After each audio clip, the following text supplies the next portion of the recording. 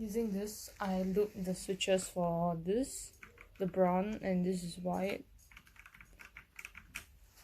Not yet I haven't put in the P foam yet, but still working